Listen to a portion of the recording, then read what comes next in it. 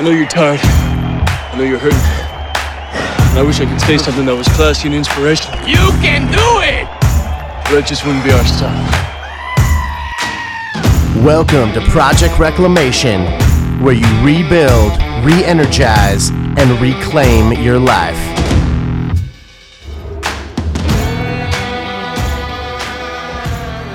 Look at that, motherfucker. All right. Clappy, clappy, clappy. I got the clap. JB's happy. Clappy, clappy, clappy. JB's happy. And Somebody we sounding snappy. Not crappy. Somebody give JB some penicillin because he's got the clap. Oh God, no, I don't. Yeah, maybe. Did you listen, dude? Did you listen to the new Dutch episode of East Indies shore leave? What's up? What? The clap. What does the clap have to do with Dutch East Indies shore leave? That was from Austin Powers. That was where he got the clap. Oh, yeah, whatever. What? Okay. What? Talk to me, Goose. Talk to me. Have you listened to the newest episode of Sofa King? Refresh my memory. What is it? I only listened to the very beginning. I think it has to do with something. So they did a Lizzie Borden episode. It's whatever. Yeah, I haven't listened to those. It's whatever episode is after Lizzie Borden, but they're talking about apparitions. And Dave, who out of character, he mispronounces a word because Dave's the professor, dude. He never mispronounces shit. The miracle at Fatima. Yes, yeah. So Miracle he of pronounces mass hallucinations. he talks about apparition. He says apparition.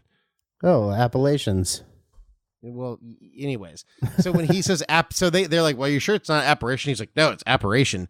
And then they go into this whole thing where they just start rhyming words with apparition. And it just was exactly it was exactly like your fucking intro to our False Idols episodes. Oh, really?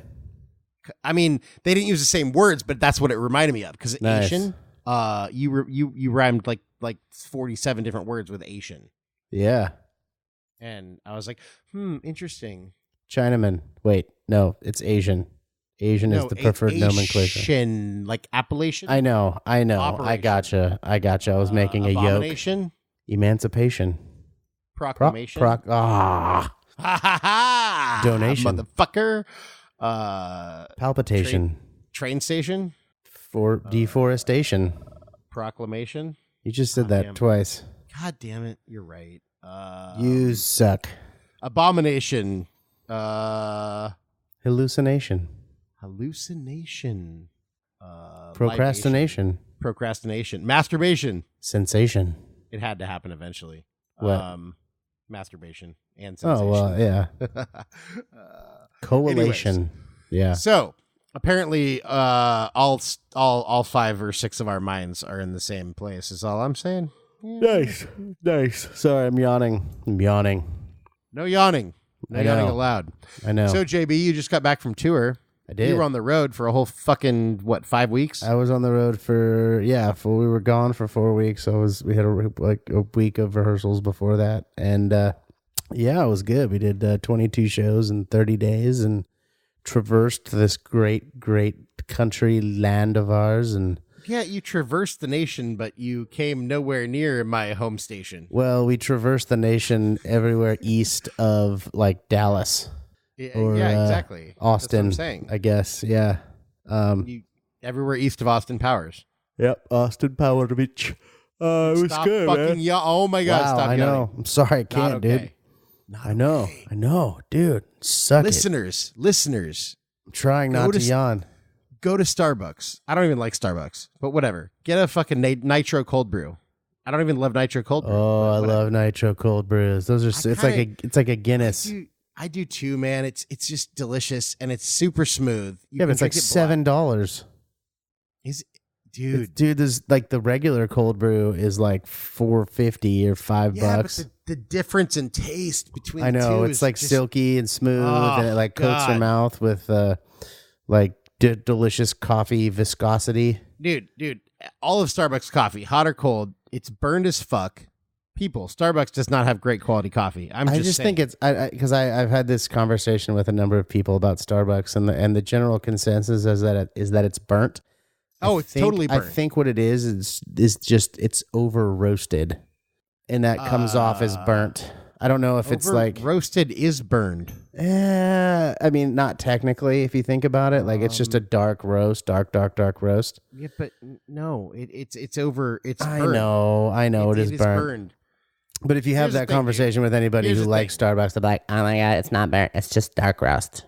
Okay, if someone tastes really like likes find me somebody who drinks black coffee and enjoys a good quality bean, a good quality roast, and orders black coffee from Starbucks and is a Starbucks enthusiast. Well, if you do order black coffee from Starbucks, get the blonde roast because the blonde roast is the best. It's not as roasted, and you get more caffeine because the darker roasts have less caffeine in them. Boom.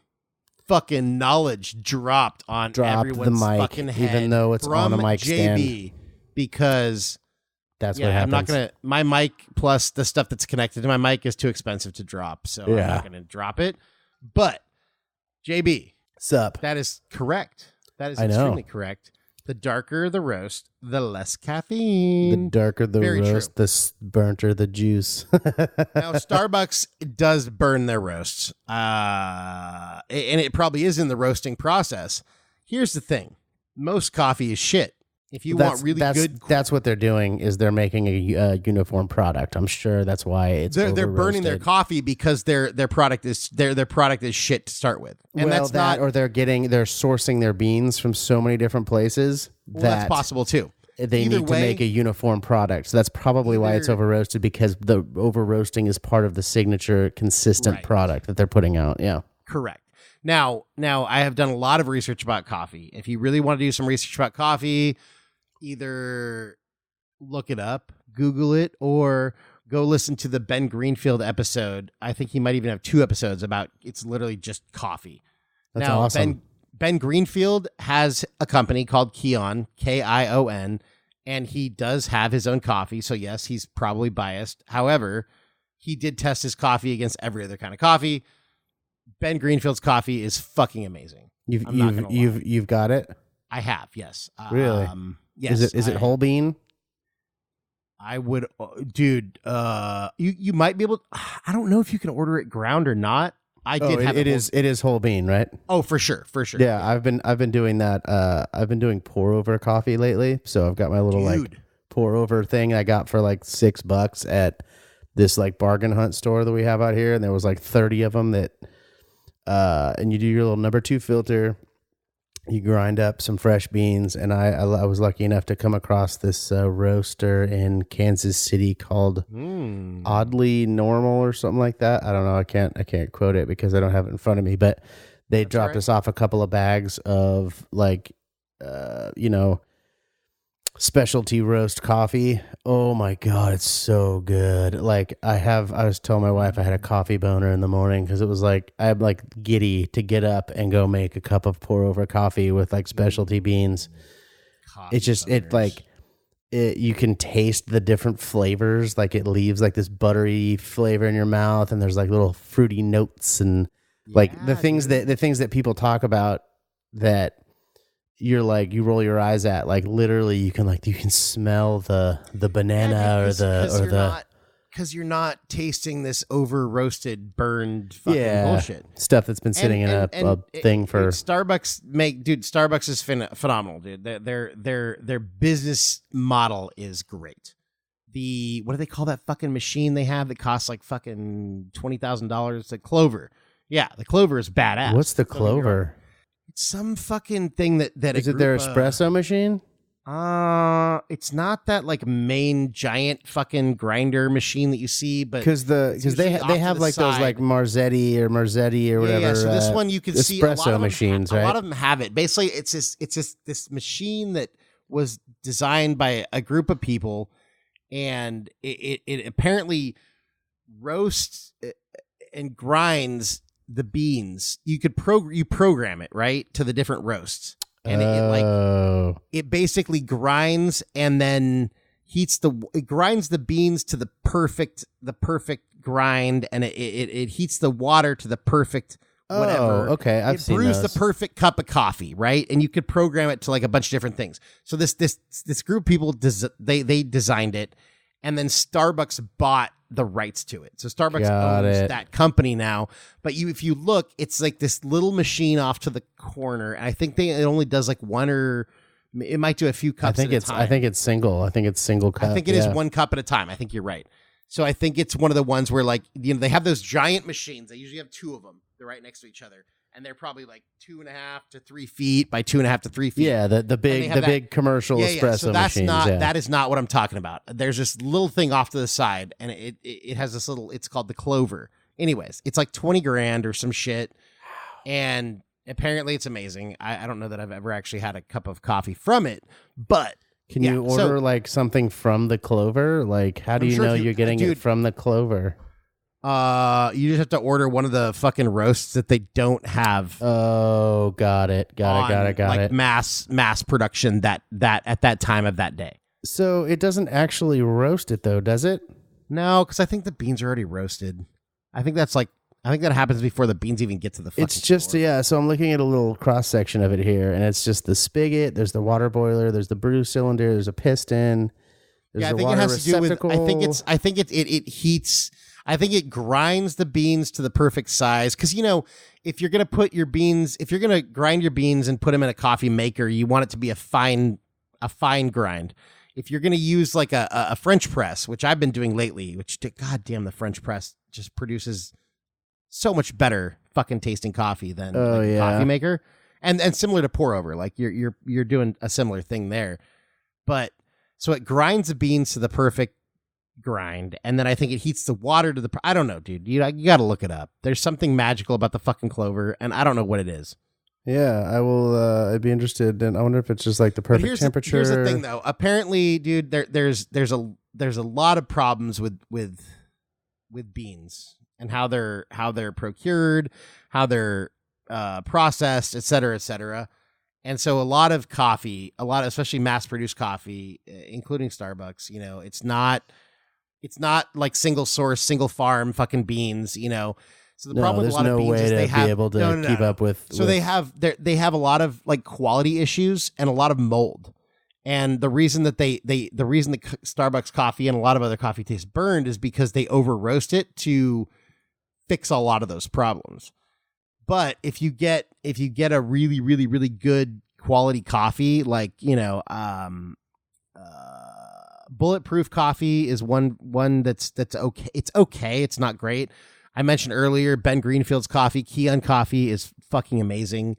Joe Rogan, he deals with, they drink Black Rifle coffee a lot of the time. Which, that's the dudes from Article 15 clothing. So those are, those are all. And those guys. Are those guys like vets or something? Yeah. They were Marines. Yeah, and then the other one, and Joe Rogan's company on it actually, they have an on it branded version of Caveman Coffee, and Caveman Coffee is actually a brand that was started by I forget the guy's name, but he was an ex like UFC fighter. Oh right. Yeah, but he worked with someone, and all of these different versions, all these different companies I just named, they all work with small roasters and small farms that have complete control over the quality of their product. So they're producing these extremely high quality beans, and they have total oversight over the quality of the beans, the quality of the processing, and how it's all done. So you minimize the mycotoxins, the mold, and all this stuff, and you produce this very high quality coffee that doesn't have a lot of the impurities that most mass produced coffee has. And it's interesting because I always thought this is bullshit, but you totally taste the difference. Just like you're saying with, the quality of the coffee you were drinking, you can literally taste the different notes and the quality of the caffeine. Well, it's in the roast too. That has a lot to do with it, but yeah, for sure. Yeah, but you need a good Right. And then if you're going to spend the money on these coffees, like I wouldn't put it into my fucking $15 Mr. Coffee maker that I'll put my shit coffee into. I got a nice French press and you want to keep the temperature of the water to a certain degree and because you can shock the coffee and all this stuff. It's there's an art form to it for sure. Oh, dude, for sure, for sure. And I mean, the art firm goes far beyond, the caffeine addiction that is coffee. Yeah.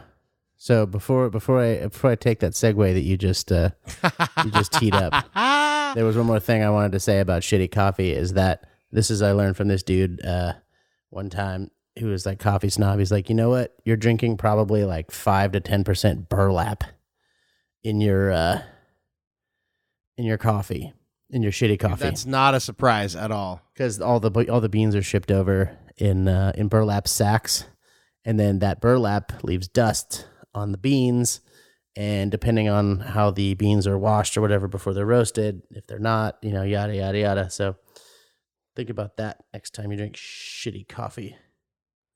Well, and I mean, I still drink shitty coffee some of the time. Well, and you know why you drink shitty coffee? Because you may or may not be addicted to caffeine. Oh, it's like that song. I'm addicted to coffee. Is that lit? Simple Plan. Simple Plan. Okay. Same vein. Same vein. Totally same vein. Lit was I'm my own worst enemy. Those are both songs that I could totally. No. Lit was you make me come, you make me complete, you make me completely miserable. That's what I was thinking of. Yeah, for sure. I was just thinking of my own worst enemy, because those are song titles that I. There's no surprise to me. I am my own worst enemy. For sure. Exactly. Yeah, those are song titles I can definitely I can relate to. For sure. So, yeah, caffeine is a very addictive substance. What are you laughing at, motherfucker? I was laughing because we both took a sip at the same time, and what are you drinking? We're talking about addiction at this point. I was actually drinking water. Oh, well, so was I. But that's because I drank too much tequila earlier. Yeah, I was drinking water too. Because you drank too much tequila earlier? No. No. I'm having a drink, but it's my first drink of the week, and I'm saying that because it's true. Yeah. So yeah, but we are talking about addiction this evening, and this is a big, broad, sweeping topic that we're not necessarily diving so deep into. We're kind of skimming the surface on well, I guess we are kind of diving deep into it. We're going to till the topsoil, and we are going to uncover a lot of different rabbit holes, and our understanding of the topic, having not done a lot of clinical research. No, but we have done a lot of our own anecdotal research on addiction. Thank you, podcasts. Yes. So, well, I was actually thinking about you and me and drinking. Well, that too. Yes. Well, and podcasts may or may not be more interesting if you're drinking. Who knows? They're certainly more interesting to record when you're drinking. But the reason that we decided to come up with this topic, both JB and I listened to Johan Hari, who is what is he? He's a journalist? Yeah, he's a Swiss English writer. He's apparently embodies the Nike swish, and he's yeah. He has written for publications including The Independent, The Huffington Post, and has written books on the topics of depression, the war on drugs, and the monarchy. Mm-hmm. Correct. He's English. He's an Englishman. He's very English. Sometimes he's given TED Talks, and he has done TED Talks. And he's gone very far into the science and the studies and the meta meaning of addiction and what it is. And I think this is something that JB and I are familiar with in a firsthand sort of way. And I think it was just something that really, really spoke to me in so many different ways because of the just his way that he talks about addiction, the things that he cites as far as studies and facts about addiction, but then also his whole stance on the war on drugs and how people, different countries and different areas of different countries deal with it, and what that really, really like the actual outcome of the way that we deal with addiction and drug use and the war on drugs. And it's so very interesting to me. So if you want to go listen to the podcast episode that sort of spurred this whole topic, go listen to, it's Joe Rogan episode, I think it's 1250, Johan Hari. Super fucking interesting. I have not read any of his books, but without reading his books, I'm just going to go ahead and recommend his books because JB and I are both, after listening to this episode, we're going to go read his books. I may listen to them on audiobook instead, but it is what it is. Well, so, I think we should start this by putting forth the definition of addiction. Definition of addiction as it's stated in the medicalnewstoday.com. Give it to me, buddy. It says that addiction is a psychological and physical inability to stop consuming a chemical, drug, activity, or substance, even though it is causing psychological and physical harm. Interesting. Very interesting. So one would think that with that definition, that the opposite of addiction would be sobriety. However, you're pulling out all the stops early, huh?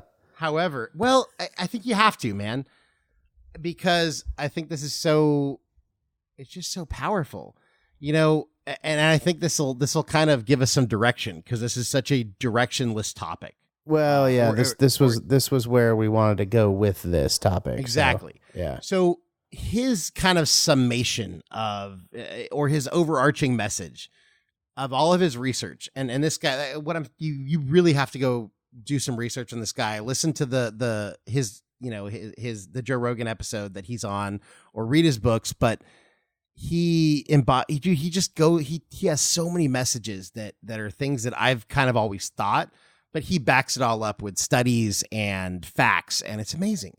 But the one thing that really stuck with me out of all of it, and there was quite a few. I called JB 6 or 7 times while I was listening to that episode. Like, Oh my God, dude, here's another thing that you got to listen to. Oh my God, dude, here's another one.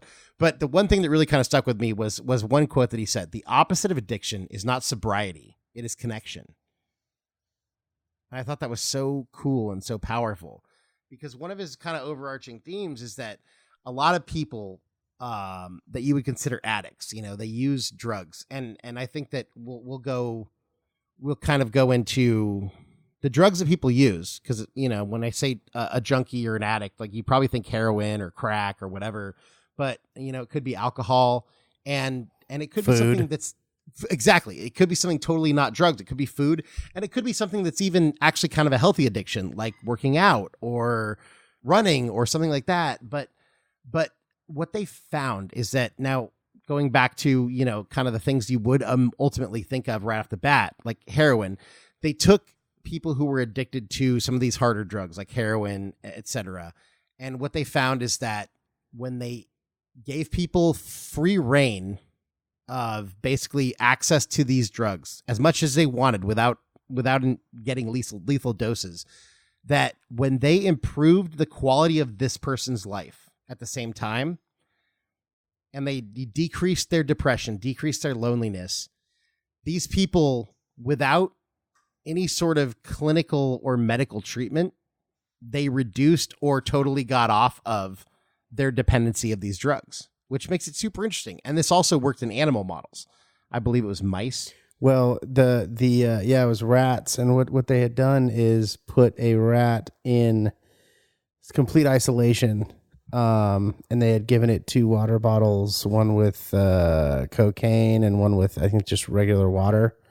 And then within a week, the rat that was in complete isolation had killed himself, or, you know, taken enough of the drug to it OD'd for sure. Yeah. So what they didn't the other side of the study was, they were like, well, this rat was completely alone. You know, it didn't have any social fabric or any, you know, people around. Like, its quality of life was terrible at that point. It's alone. It's like, well, yeah, of course you're going to get bored and go that other route. I mean, you know, I can't speak for a rat, obviously, but no. They did the same thing, and they put a rat within a community of rats, and it didn't happen. So there was super interesting. It's crazy. Well, and that's why he talks about how the opposite of addiction is not sobriety, it's connection. And what the way that he uses connection is ultimately it's kind of the opposite of loneliness. And now granted, there's, you could be in a community of people or in a group of people and still be lonely, but ultimately you have the opportunity to, right. Yeah. It's the quality of life that causes people to turn to substances or things or activities that we consider addiction. And I think addiction is, and again, there's no way we're going to cover all of this shit in an hour, but I think it opens up an avenue, or we'll say a delta, to quite a bit of different tributaries that we can kind of go through with this topic. But those are little bitty rivers for all of you that don't little bitty rivers or creeks, or actually or I think or I think they're actually called cricks where JB lives. Yeah, cricks. Cricks, yeah. Yeah. It's where the moonshine's made. That's right, down in the holler creek. Down in the holler at the creek. But ultimately it has to do with the quality of life. And people and even rats whose quality of life was bad, they turn to substances and things to fill that void or that hole in their life.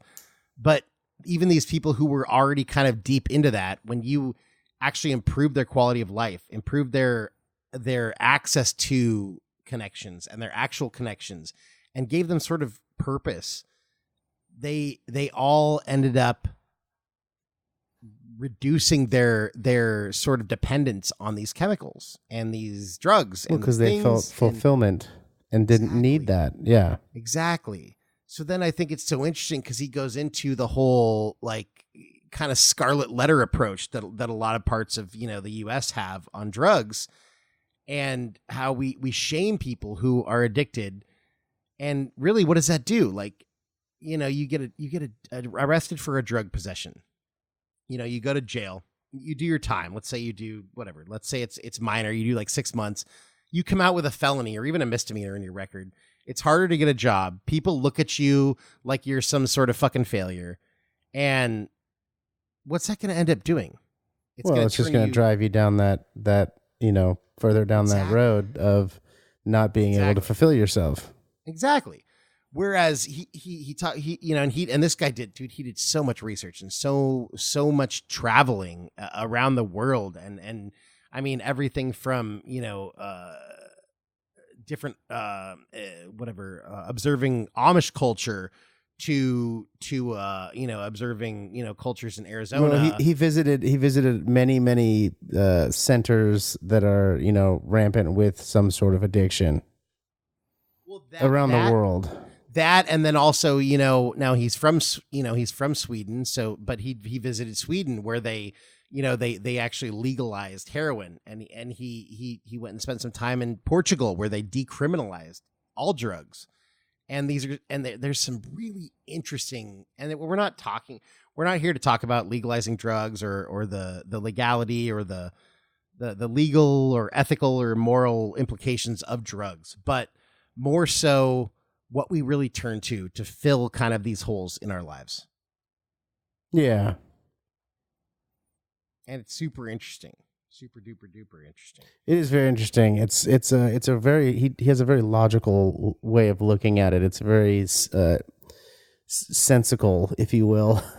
Yes, exactly. It's anybody who has ever struggled with anything that they can't stop doing,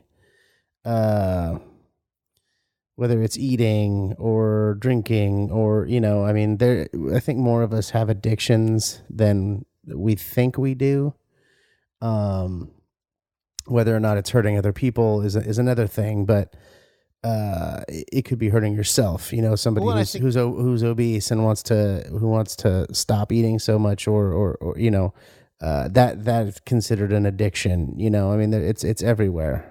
Well, I don't want to make this whole episode about this Johan Hari character, but he deserves but he's definitely the basis of our kind of take on it. For sure. And he talks about, he got invited to speak at this conference where they were talking about depression, and he was apparently diagnosed with depression early on in his life. And for most of his life, he was on depression medication. And what he noticed is that, at some point he had maxed out the dosage of whatever medication he was on. And he felt better, but it was just a Band-Aid. Yeah. It helped the symptoms, but it didn't ever, then the problem was never addressed. So that being said, he goes to this symposium or conference or whatever it was. And he said that almost every speech that was given, every talk that was given was based on brain scans of, well, this is a depressed brain. This is this is that. And he's like, I don't, I'm not, he's not a doctor. He's not a scientist, but he said, my unprofessional kind of, what do you call it? Opinion, viewpoint. What do you call it when you tell a story that illustrates a point? Anecdote. Anecdote. Yeah. There's another word for it. It starts with an A as well, but I'm too dumb to figure it out right now. Anyways, so his anecdote for this thing that he recognized there was like, that would be like if you were talking about obesity and all you did was show fucking scans of people's stomachs. Like, yeah, that shows the actual problem, but you never address why it's a problem. Yeah. Like, yeah, people who eat too much are fat. We get it. But that doesn't address why so many people eat too much and why people allow themselves to get to that point. And, I feel like JB and I could talk about this because we've both been there, but yeah, but it's very interesting. And so he talks, he kind of addresses that whether you're depressed or whether and a lot of it is depression, whether you're depressed or you're eating, a lot of these addictions that we turn to, and JB mentioned food, it could be a ton of things, and there's probably healthy addictions, you could be addicted to working out, and that may be healthy, although it may actually venture into unhealthy territory. But ultimately, we're kind of talking about the negative aspect of that, though. Well, for sure, and a lot of it has to do with you're trying to either escape from something or you're trying to fill a void that's there. Yeah. So I think that, we can talk about this because I think that, I don't know that, I would say that you or I, buddy, have been like, clinically diagnosed addicts of any sort, or like I would say probably alcohol. Yeah, well, it's like I was culprit. Like I was saying earlier, it's a sliding scale. It's a spectrum. There's not just like categories. It's one of these things where you're doing something, you're using something, you're partaking in something that can potentially hurt you or the people around you. When it becomes a problem for those around you, I think is when it kind of enters into the term addiction, because then like the definition that we had read earlier, it's like when it starts to hurt people.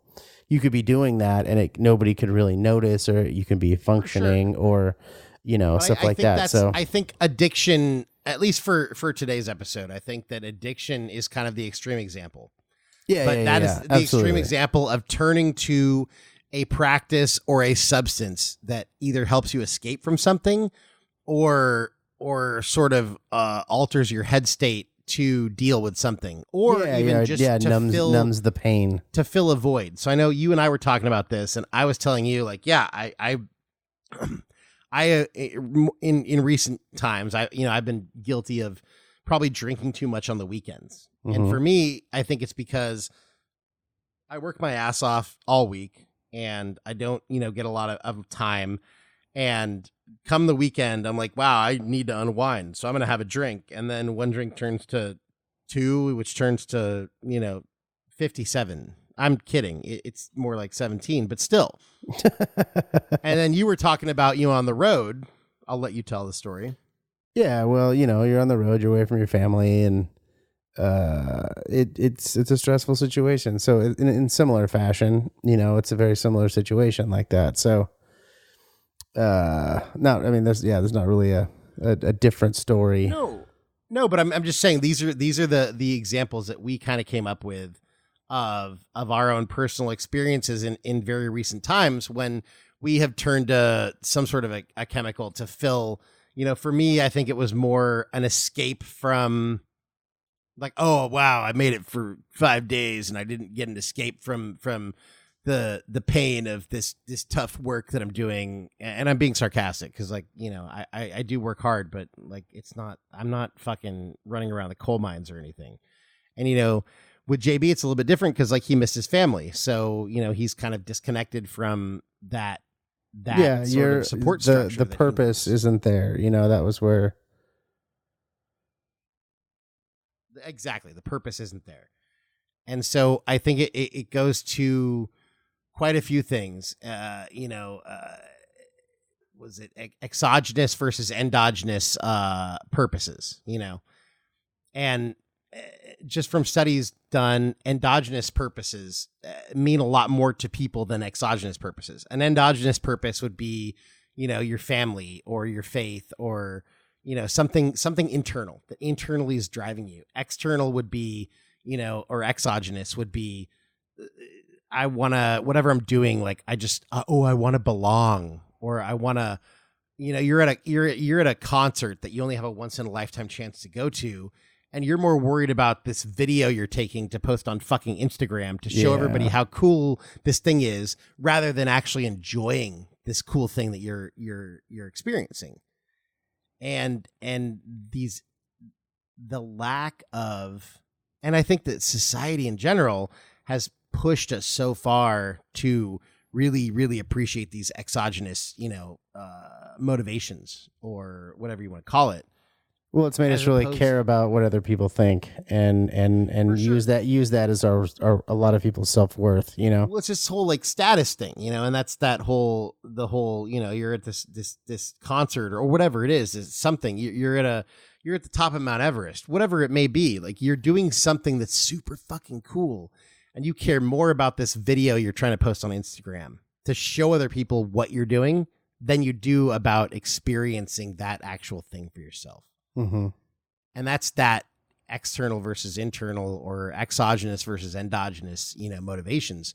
And I think it's that when we talk about, the opposite of addiction is connection, I think that it's that connection to people that really kind of strengthens that internal or endogenous motivations. Oh, absolutely. Yeah. It's because like it's in social media can be an addiction, and that the whole exogenous, motivations like you were talking about. When you feel the connection and you feel a good, self-worth and you feel, secure, you don't need to rely on the, what the entire world is thinking of you. No, because when all that matters is, your family and your friends, then it just changes everything.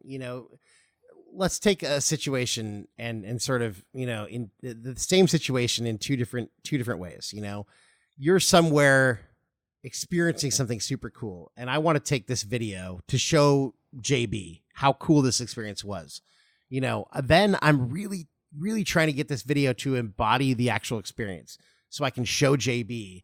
And then I really am kind of taking in the whole experience rather than just taking a video of this experience so that I can post it on social media. Well, and to one up you on, not to one up you, but ahead. Like as far as, so think about something that if it's that cool, a video really isn't going to reproduce the coolness of it. So when you think about it, wouldn't you rather just experience that thing and hope that, and tell somebody about it and hope that they can experience it? I get it. You want to share the experience, but in my mind, if you were to completely be within the moment, it would be like you would soak it all in, tell somebody about it, and hope that someday they could experience it as well.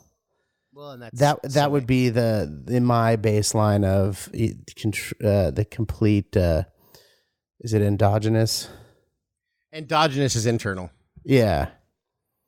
I agree, dude. The complete way of, so you're even thinking, well, because the way what you're describing is, I'm going to take this video and show him. It's like, well, you're completely taking away from your enjoyment of it at that point. You know what I mean? Right. But if I can tell you that, dude, JB, man, I saw this thing and it gave me fucking goosebumps. And you're like, wow, Tim never gets goosebumps. Tim is a rather callous, dark creature. And if it gave him goosebumps, that's amazing.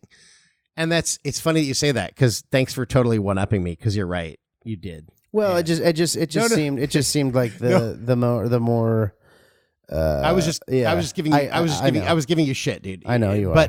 But you actually no. You were perfectly right in sharing that thought, because it gave me another thought. Anyone that matters, that truly matters, or is worth sharing that experience with, if you just tell them how that experience felt, like if I tell JB how something felt to me, I know that JB will appreciate and understand exactly what I'm telling him just by explaining it to him. Yeah. Well, you can explain it so much better than a video can. For sure. Because imaginations are in play at that point, and it's like, oh, right. Cool, this is a video of something that looks two-dimensional. You know, it's like, rather than you describing it with enthusiasm and, you know, being able to use your vocabulary to describe the thing, rather than, you know, give me this reasonable facsimile thereof, you know. Right. Well, I guess my point was that anybody worth having in your life as, you know, one of the people in your inner circle, someone worth having as a best friend or you know, a family member or whatever, the people who are worth sharing these experiences with will totally understand.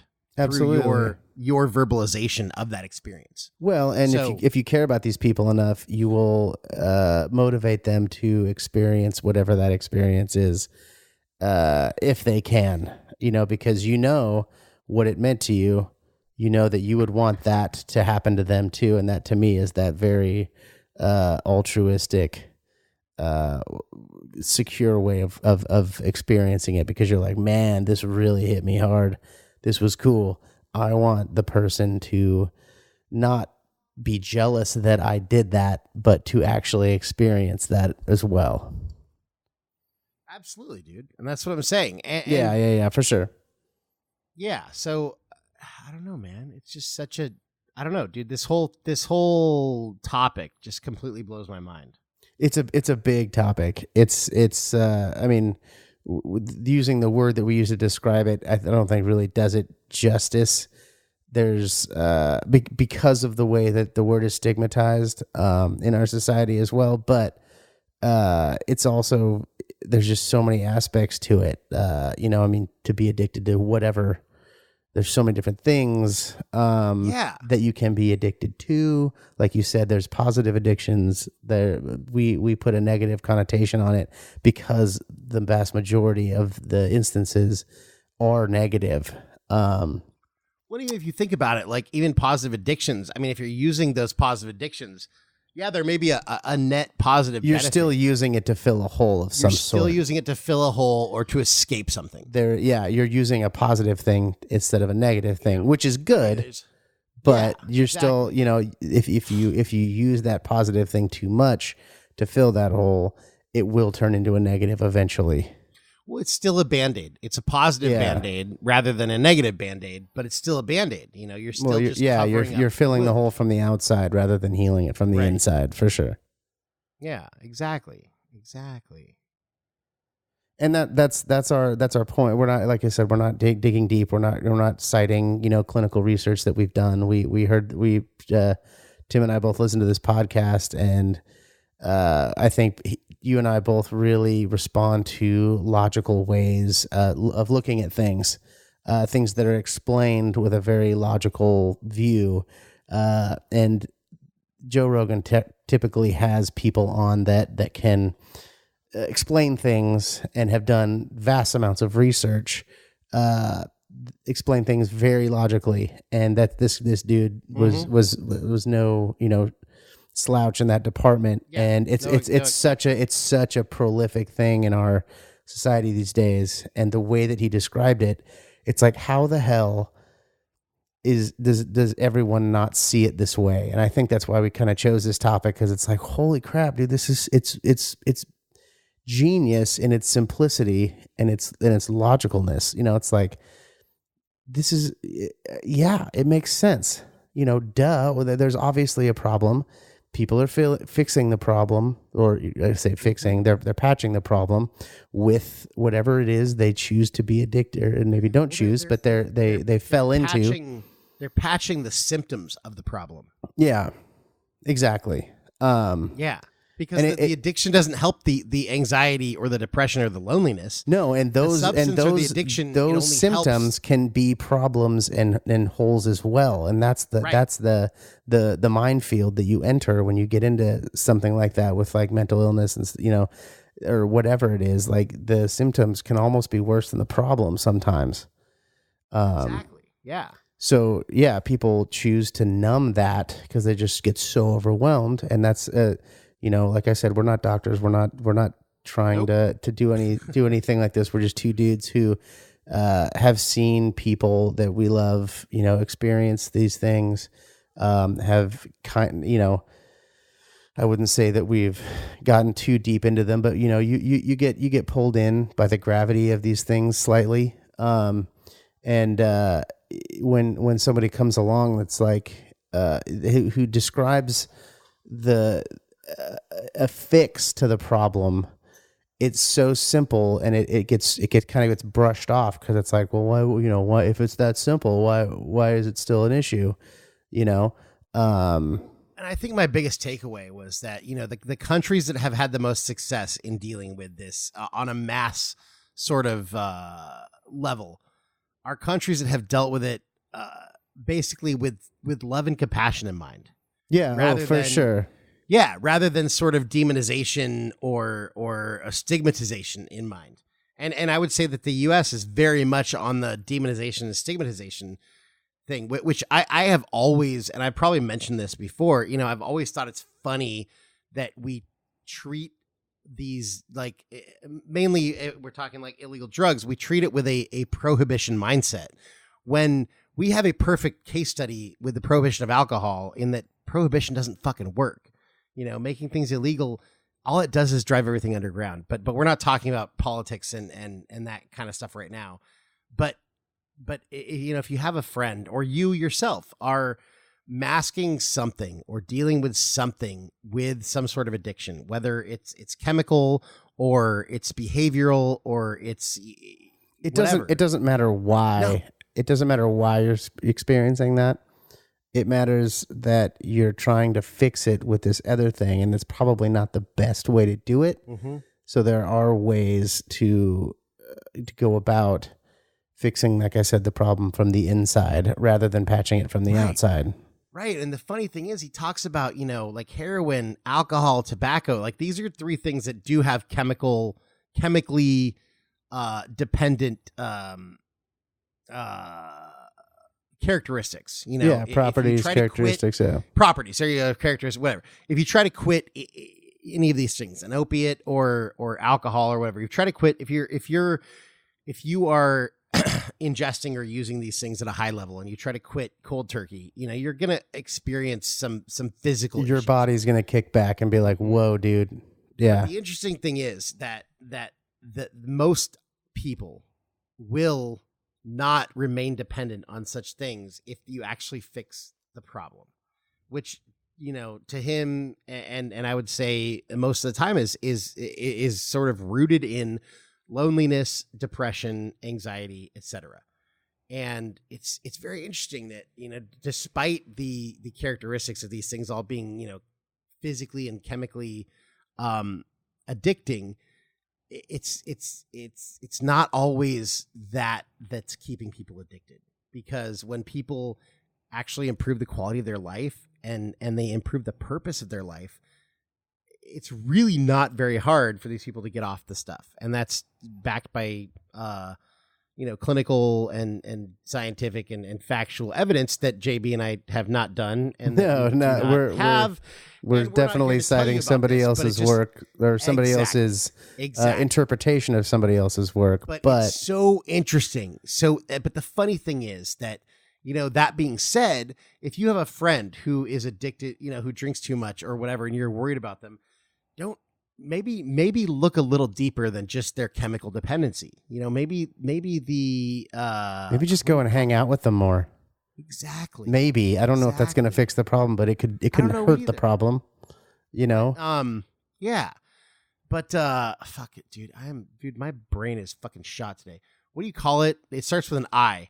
If let's say Steve had a problem with something and you and I intervention. Yeah. So like maybe the intervention of what they're masking or what they're treating their symptoms with isn't always the best plan. Maybe the plan is to deal with, well, hey, why does Steve have that? Or why does JB or why does Tim have this problem? Why is Tim drinking excessively? Why is JB, doing heroin on the corner and selling his body not to pay actually for his heroin happening. habit?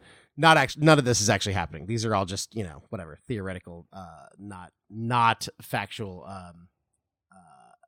accounts. But what I'm saying is, if you have a friend, or maybe it's you that is dealing with something, look deeper, because the problem, it probably isn't the actual thing that they're the actual quote unquote addiction that they're dealing with. It's probably something deeper. Well, and I think I've seen the example of people who are addicted. I think a lot of times they may know deep down why, but the memory of it is maybe too painful or whatever. Just like we all know what we need to do to be better. Yeah, for the most part, I would agree. Yeah. Most of us know the knowledge of what we need to do to be better, but the practice is it's a totally different animal actually doing it. So when, people may rely on the fact that it's too difficult to face what's wrong, and you can hide behind that, which is comfortable. I get it. So a lot of times people have to let it get bad enough to where it forces them to face that bad thing, sure. or whatever it is that's causing the issue. And I I'm not saying that everybody's like that. That most people, I can't even say most people. I'm not trying to paint everybody with a brush here, but I've seen instances of that where it has to go to a point where you're forced into it. And a lot of people probably aren't like that. It's one of those things where it all depends on how it's affecting others in your life, Right. But what you're talking about is like hitting rock bottom. Yeah, for sure. A lot of times that rock bottom is when, my drug abuse or alcohol abuse, I see it hurting other people, or I see it. It's that rock bottom when you really see it affecting your life in some way. That or you lose your job, or or you get in an car accident, or something like that. Something that's important to you. Yeah, exactly. But the interesting thing is so it's so hard to deal with the addiction of the drug or alcohol from that sort of surface point.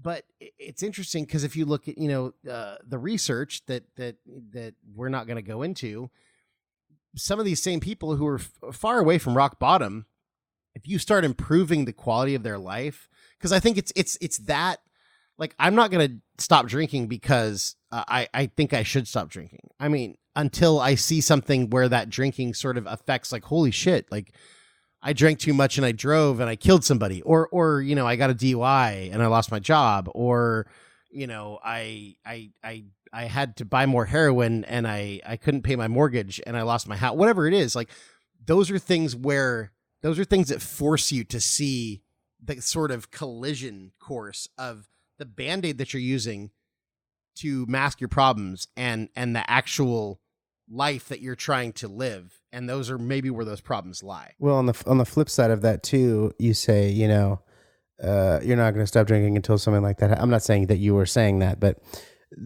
for instance, you're functioning, you're successful, you're smart, like, what you have to kind of look at how much better you can be if you don't use these things too.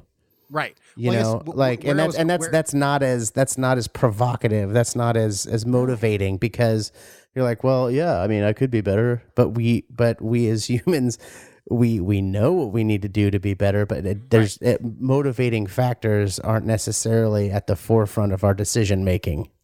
No, but where I was going to go with that is that it's interesting, because if you see people who aren't near or aren't at this quote unquote rock bottom, you see if you improve their quality of life, or, you know, JB, if you see that Tim's having a problem and you just call me and start talking to me more often, because maybe loneliness or depression is the root of my problem, but just talking to you, then once I maybe accidentally like start feeling a better quality of life, or a lesser version of my problems. Like, let's say it's loneliness, and you're like, you and Steve see this and you start just talking to me more often. You know, Steve comes over more often, and then I just start feeling less lonely, and I don't have to hit that rock bottom to realize that, hey, I need to stop drinking. I just sort of stop drinking without even realizing it. Yeah. And that's what the studies show, For sure. is that a lot of times, if you just deal with the root problem, and then maybe sometimes it's hard to figure out that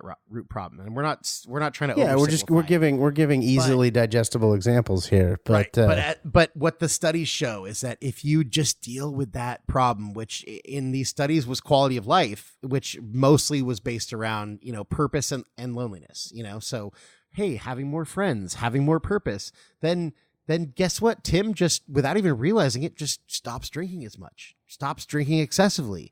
And without having to hit some sort of rock bottom where I killed someone or lost my job or started to super negatively affect my family, I just, hey, I don't have this huge hole anymore, because JB and Steve and my family just sort of started filling it.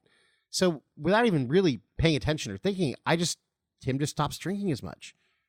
And then the problem just fixes itself, because we weren't dealing with the Band-Aid, we were dealing with the actual problem. Well, and it's not something that just like anything else that requires maintenance too. There's ebbs and flows, you know. I mean, it's not just like, boom, I've reached this level of enlightenment and I no longer need to partake in this. It's just like anything else, like. Absolutely. You know, your feeling of community and your purpose with those around you is something that you get what you put into it. You know, I've my own self, like I've experienced in the past, and learning as I get older. It's like, you know, the phone works both ways, but it works both ways. So it's like, you know, you wait for people to call you. It's like, why don't you just call them? You know, so you have to put in, you know, just as much to get out of it. So it's one of these things where I think, you know, people who are falling victim to what we're talking about, you know, they let that take advantage of them. And, you know, you just kind of like what we're saying is start that positive feedback loop of community. You know, yes. And it can't hurt. You know what I'm saying? No, not at all.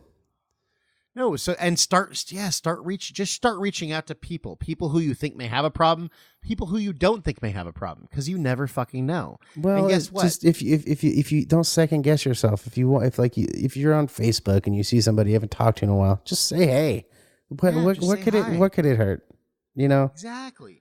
Well, and the funny thing is that in that same endeavor, you're going to end up increasing your community.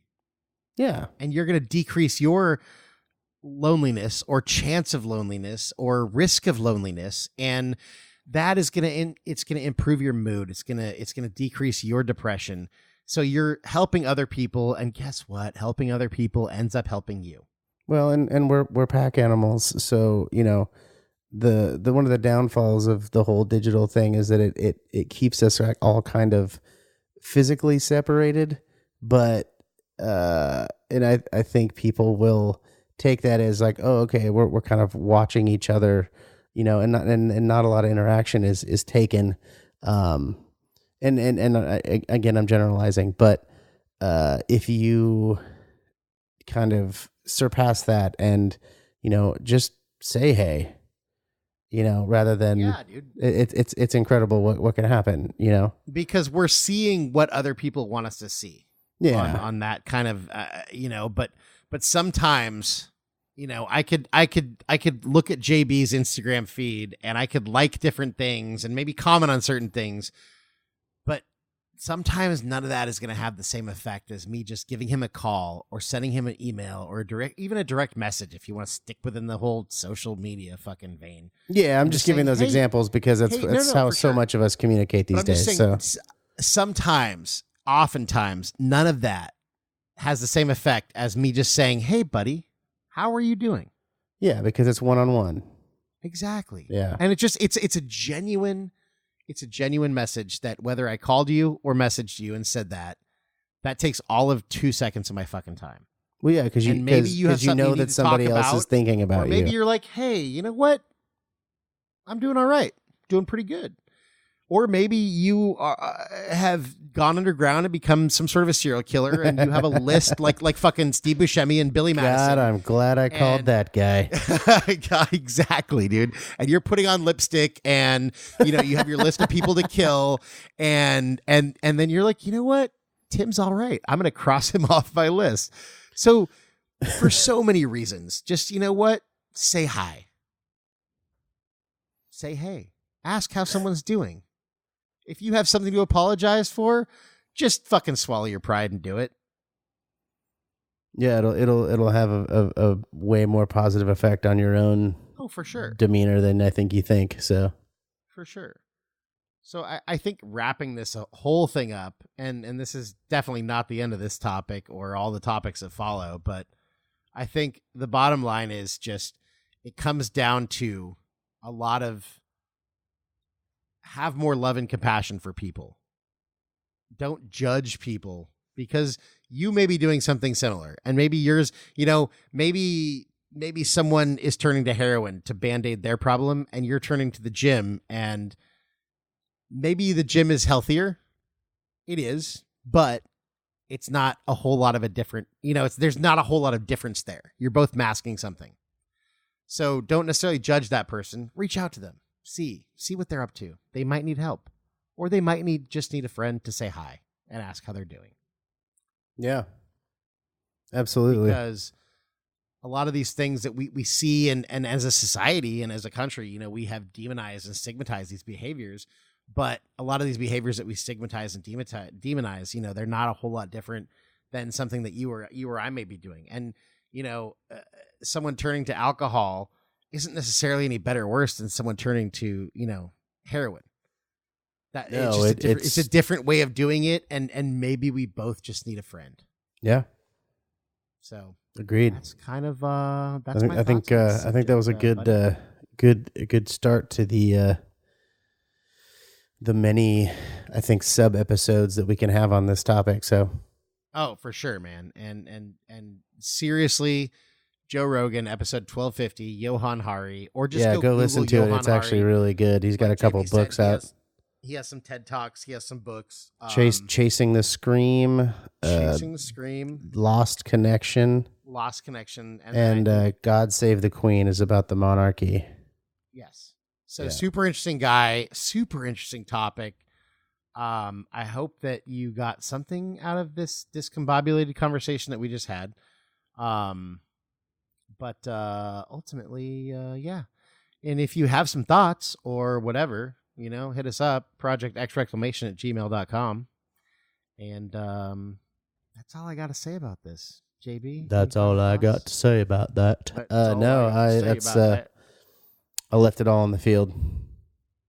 Shrimp gumbo, lemon shrimp, soup, pepper shrimp, garlic shrimp. Shrimp curry. That's all I got to say about that. I must have me about 15 Dr. Peppers. All right. Well, until we talk again, be good. Peace out. So what I believe you were trying to say is thank you.